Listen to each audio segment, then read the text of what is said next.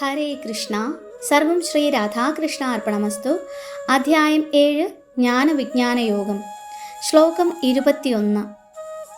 യോ യോ യാം യാം തനും ഭക്തഃ ശ്രദ്ധയാർച്ചിതുമിച്ഛതി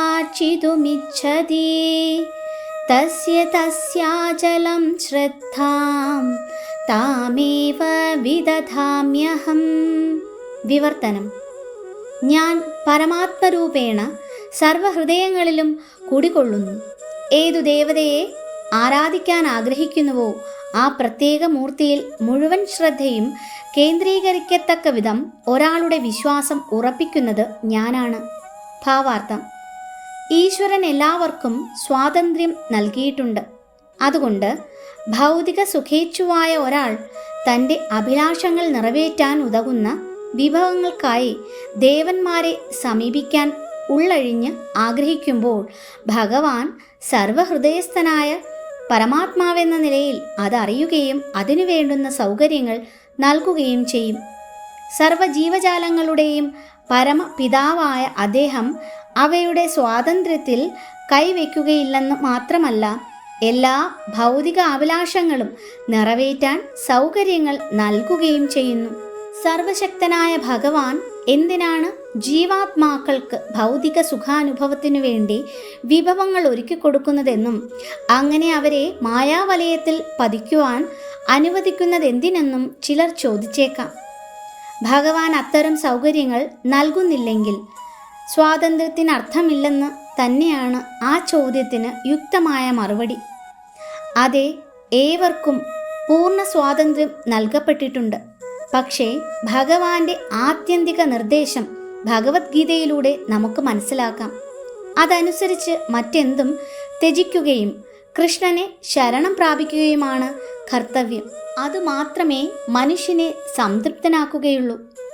ജീവാത്മാക്കളും ദേവന്മാരും ഭഗവദിച്ഛയ്ക്ക് വിധേയരാണ്.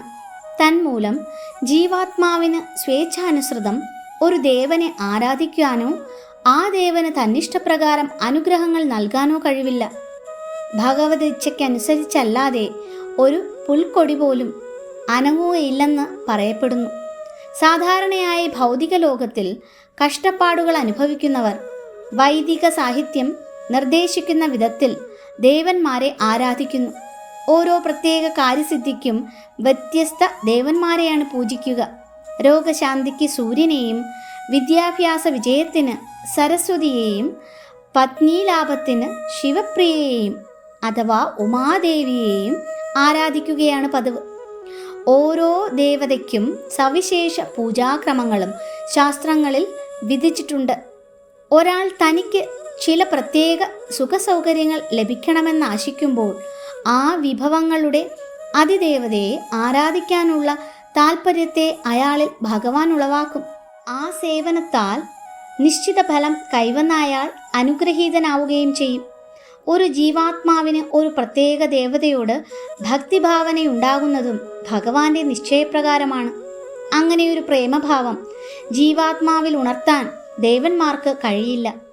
പരമപുരുഷനും സർവഭൂതങ്ങളുടെയും ഹൃദയത്തിൽ വാഴുന്നവനുമായ കൃഷ്ണനാണ് മനുഷ്യരിൽ ഓരോ ദേവതമാരോടുള്ള സവിശേഷ ഭക്തിയുണ്ടാക്കുന്നത്.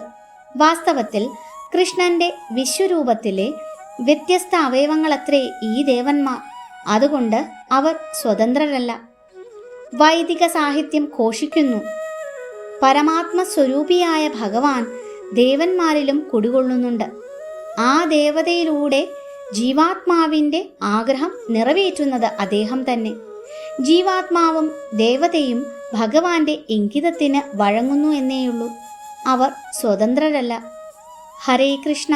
സർവം ശ്രീ രാധാകൃഷ്ണ അർപ്പണമസ്തു.